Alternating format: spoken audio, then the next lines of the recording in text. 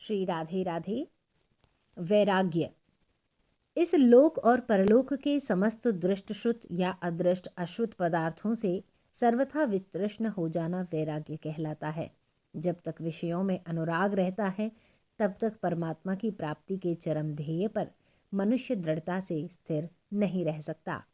विषयानुराग की निवृत्ति विषय विराग से होती है। विषयों में चित्त का अनुराग प्रधानतया 4 कारणों से हो रहा है। पहला, विषयों का अस्तित्व बोध। दूसरा, विषयों में रमणीयता का बोध। तीसरा, विषयों में सुख बोध। और चौथा, विषयों में प्रेम का बोध। विवेक द्वारा इन चारों का बाध करने पर वैराग्य की प्राप्ति होती है। इसलिए नित्यानित्य वस्तु विवेक की आवश्यकता पहले होती है। विवेक से वैराग्य जागृत होता है और वैराग्य से विवेक स्थिर और परिमार्जित होता है। यह दोनों अन्योन्याश्रित साधन हैं। उपर्युक्त चारों कारणों में पहले का बाध प्रायः सबसे पीछे हुआ करता है, क्योंकि यह पहला ही तीनों का मूल आधार है। जगत का अस्तित्व ही बुद्धि से जाता रहे तो फिर उसमें रमणीयता, सुख और प्रेम का तो कोई प्रश्न ही नहीं रह जाता। परंतु ऐसा होना बहुत कठिन है। अतएव साधक को क्रमशः पिछले तीनों का बाध करके फिर पहले का नाश करना पड़ता है। रमणीयता का बाध। विषयों की ओर चित्तवृत्तियों के आकर्षित होने में सबसे पहला कारण उनमें रमणीयता का बोध है। विषयों में रमणीयता का भास बुद्धि के विपर्य से ही होता है। बुद्धि के विपर्य में अज्ञान संभूत अविद्या प्रधान कारण है। इस अविद्या से ही हमें असुंदर में सुंदर बुद्धि, अनित्य में नित्य बुद्धि, दुख में सुख बुद्धि, अपवित्र में पवित्र बुद्धि, प्रेमहीन में प्रेम बुद्धि और असत में सत बुद्धि हो रही है। उल्लू की भांति रात में दिन और दिन में रात इस अविद्या से ही दिखता है। इसी से हमें अस्थि चर्मसार शरीर और तत्संबंधी तुच्छ पदार्थों में रमणीय बुद्धि हो रही है। मनुष्य जिस विषय का निरंतर चिंतन करता है उसी में उसकी समीचीन बुद्धि हो जाती है। यह समीचीनता ही रमणीयता के रूप में परिवर्तित होकर हमारे मन को आकर्षित करती रहती है। अब विचारना चाहिए कि विषयों में वास्तव में रमणीयता है या नहीं, और यदि नहीं है तो रमणीयता क्यों भासती है। विचार किया जाए तो वास्तव में विषयों में रमणीयता बिल्कुल नहीं है। जो शरीर हमें सबसे अधिक सुंदर प्रतीत होता है उसमें क्या है? वह किन पदार्थों से बना है? हड्डी, मांस, रुधिर, चर्म, मज्जा, मेद, कफ, विष्ठा और मूत्र आदि पदार्थों से भरे इस ढांचे में कौन सी वस्तु रमणीय और आकर्षक है? अलग अलग देखने पर सभी चीजें घृणास्पद प्रतीत होती हैं। यही हाल और सब वस्तुओं का भी है। वास्तव में रमणीयता किसी वस्तु में नहीं होती, वह कल्पना में रहती है।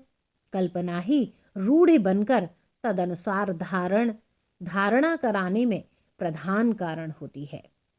हम लोगों को जहाँ गौर वर्ण अपनी ओर आकर्षित करता है, वहाँ हबशियों को काली सूरत ही रमणीय प्रतीत होती है। चीन में कुछ समय पूर्व स्त्रियों के छोटे पैरों में लोगों की रमणीय बुद्धि थी। लड़कियों को बचपन से ही लोहे की जूतियां पहना दी जाती थीं, जिसमें उनके पैर बढ़ने नहीं पाते थे।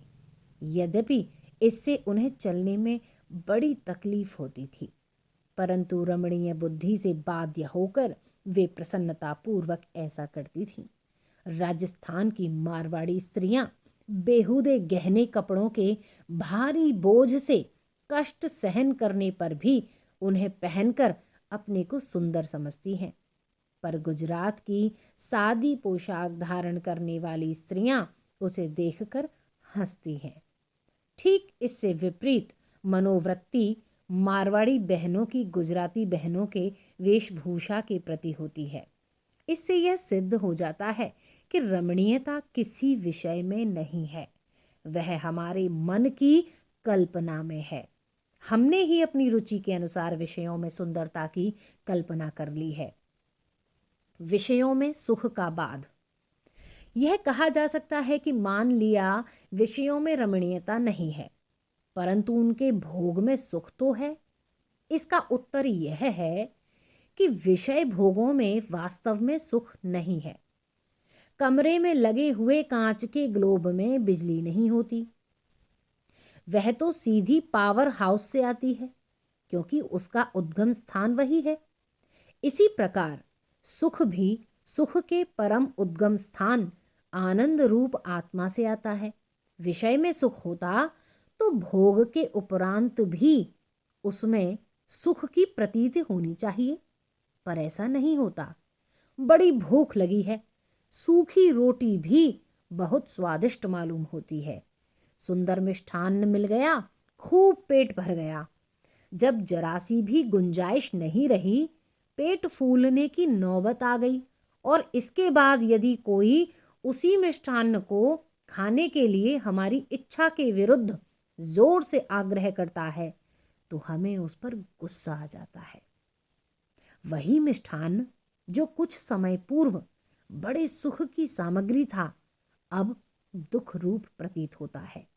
इससे पता लगता है कि मिष्ठान्न में सुख नहीं है। हमें भूख लगी थी, भोजन रूपी विषय की बड़ी चाह थी। जब वह विषय मिला, तब थोड़े समय के लिए दूसरे अभाव की भावना न होने तक चित्त स्थिर हुआ।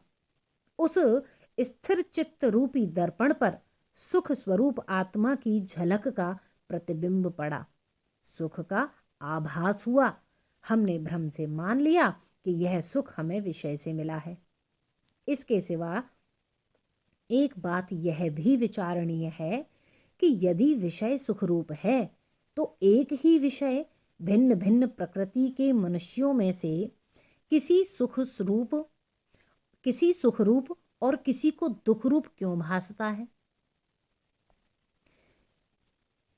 एक ही विषय भिन्न भिन्न प्रकृति के मनुष्यों में से किसी को सुखरूप और किसी को दुखरूप क्यों भासता है? एक राजा ने किसी शत्रु राज्य पर विजय प्राप्त की, इससे उसके प्रेमियों को सुख और विरोधियों को दुख होता है। विषय की एकता में भी सुख दुख के बोध में तारतम्यता है। यही विषय सुख का स्वरूप है। यही विषय सुख का स्वरूप है।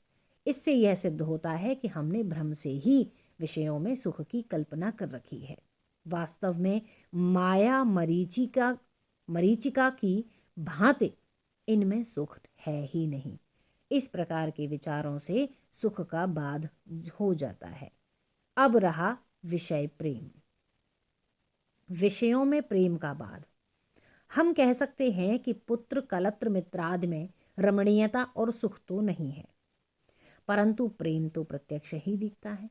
इस पर भी विचार करने से पता लगता है कि विषयों में वास्तव में प्रेम भी नहीं है, स्वार्थ ही प्रेम के रूप में प्रकाशित हो रहा है। मान लीजिए घर में आग लग गई, गहने कपड़े नोट गिन्नी और स्त्री पुत्रादि सहित हम घर में सोए हैं। इतने में आंखें खुली, अग्नि की ज्वाला देखते ही घबराकर अपने को बचाते हुए हम गहने कपड़े रुपए गिन्नी बटोरने और स्त्री पुत्रादि को बचाने के लिए चिल्लाहट मचाने और चेष्टा करने लगे। आग बढ़ी, लपटें हमारी ओर आने लगी।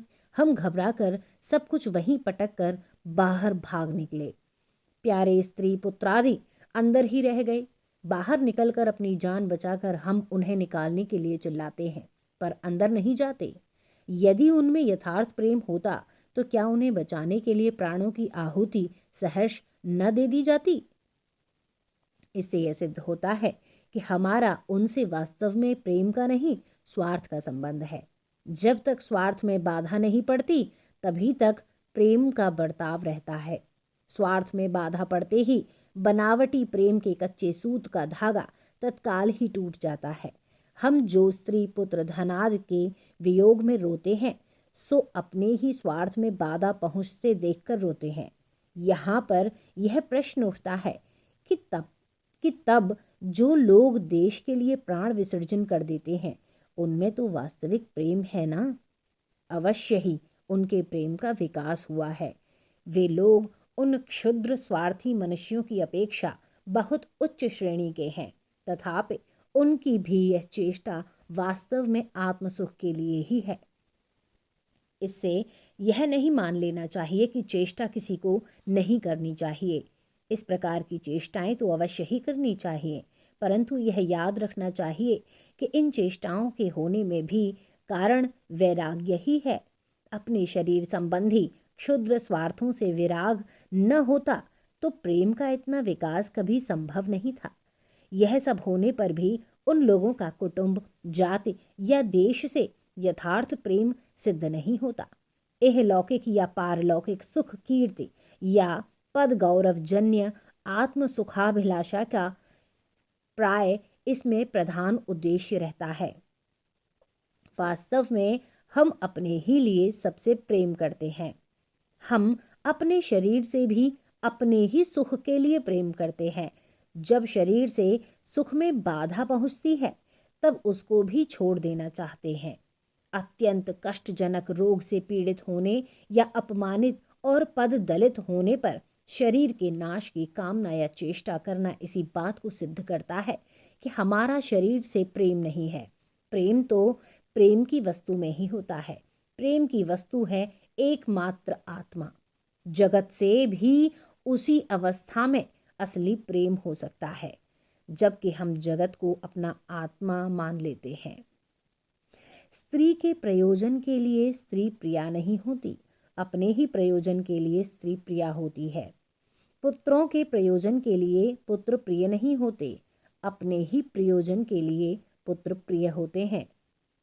यही भाव हमारे प्रति भी और सबका समझना चाहिए। इस प्रकार के विचारों से विषय प्रेम का बाध करने पर अब एक बात शेष रह जाती है, विषयों की सत्ता का बाध।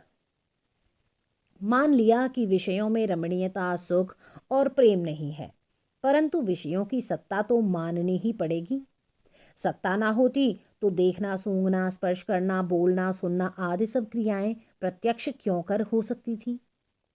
इस पर कहा जा सकता है कि जब रज्जू में सर्प दिखता है, जब रज्जू यानी रस्सी में सर्प दिखता है, उस समय क्या उस कल्पित सर्प में सत्य सर्प बुद्धि नहीं होती? क्या उस समय वह रस्सी ही प्रतीत होती है?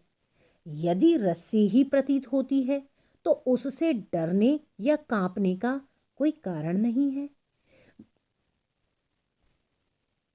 स्वप्न में समुद्र में डूबता हुआ मनुष्य जब तक स्वयं नहीं जाग जाता तब तक बाहर की करोड़ों नावों द्वारा भी वह डूबने से नहीं बच सकता। यद्यपि पलंग पर सोए हुए के पास समुद्र नहीं है, पर स्वप्न काल में तो उसे वह सर्वथा सत्य ही प्रतीत होता है। उसी प्रकार यह संसार सत्ता रहित होने पर भी अविद्या से सत्य भासता है। इन विचारों से सत्ता का बाध करना पड़ता है, परंतु जगत की सत्ता का बाध करना कहने में जितना सुगम है, करने में उतना ही कठिन है। बड़ी साधना का यह परिणाम होता है। इसके लिए बड़े भारी विवेक की आवश्यकता होती है। जहाँ तक यह न हो वहाँ तक विषयों में रमणीयता, सुख और प्रेम बोध का बाध करते रहना चाहिए। यही वैराग्य है। वैराग्य बिना परमार्थ नहीं। जो लोग बिना वैराग्य के परमार्थ वस्तु की प्राप्ति करना चाहते हैं, वे मानो आकाश में निराधार दीवार उठाने का व्यर्थ प्रयास करते हैं। अतएव वैराग्य की भावना सदा ही साधक को जागृत रखनी चाहिए। विचारना चाहिए कि जगत का कोई भी पदार्थ नित्य नहीं है। धन, वैभव, विद्या, बुद्धि, तेज, प्रभाव, गुण, गौरव, बल, रूप, यौवन, श्री आदि सभी वस्तुएं मृत्यु के साथ ही हमारे लिए धूल में मिल जाती हैं। आज हम अपने धन के सामने जगत के लोगों, अपने ही भाइयों को तुच्छ समझते हैं। ऊंची जाति या विद्या के कारण दूसरों को नगण्य मानते हैं। नेतृत्व में अपना कोई प्रतिद्वंदी नहीं रखते। व्याख्यानों और लेखों से लोगों को चमत्कृत कर देते हैं। नीति और चतुराई में बड़े बड़े राजनीतिज्ञों से भी अपने को बड़ा मान लेते हैं। दान में कर्ण की समता का दम भरते हैं तो बल में भीम कहलाना चाहते हैं। यशस्विता में अपनी बराबरी का किसी को भी नहीं देखना चाहते। शरीर मन बुद्धि पर बड़ा अभिमान है, पर यह ख्याल नहीं करते कि इस कच्चे घड़े को फूटते तनिक सी भी देर नहीं लगेगी। जहाँ यह तन का घड़ा फूटा कि सब खेल खत्म हो गया। पानी का बुदबुदा उठा और मिट गया। यही इस शरीर की स्थिति है। जीवन की यह दशा है। इसलिए 4 दिन की चांदनी पर इतराना छोड़कर विषयों से मन हटाना चाहिए। विषयों में वैराग्य हुए बिना ईश्वर में अनुराग नहीं हो सकता। ईश्वरानुराग बिना आनंद की प्राप्ति असंभव है। अनित्य, परिवर्तनशील और क्षणभंगुर विषयों में आनंद की कोई संभावना नहीं है। बाहरी त्याग का नाम विषय त्याग नहीं है। उपर्युक्त विवेचन के अनुसार मनुष्य को विषयों का परित्याग करने के लिए सदा सचेष्ट रहना चाहिए। अवश्य ही केवल घर बार, माता पिता, स्त्री पुत्र आदि को त्याग कर जंगल में चले जाने का नाम विषय त्याग नहीं है।